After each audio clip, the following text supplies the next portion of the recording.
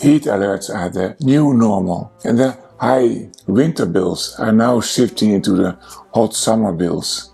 Please give me a break. The media just give generic advice. For example, they say stay home or drink much, but that advice, it doesn't cool a house.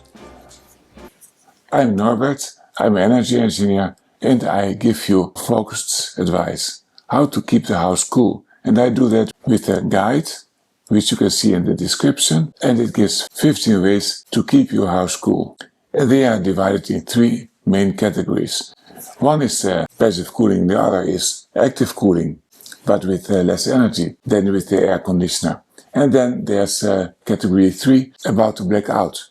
Because, you know, during a heat wave everybody is consuming and the grid can go down. Then the house can become really hot. And what's the value of this guide? Well, I think it's very high. In some cases it can be even life-saving. But anyway, it saves your mood.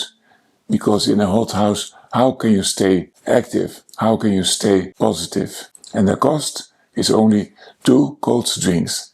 But the cold drinks, they finish in 5 minutes. And this guide stays with you for the whole summer. It's just real energy engineering. So I would say, grab the guide. Stay cool and tell me in the comments what your biggest struggle is during a heat wave. I wish you good energy.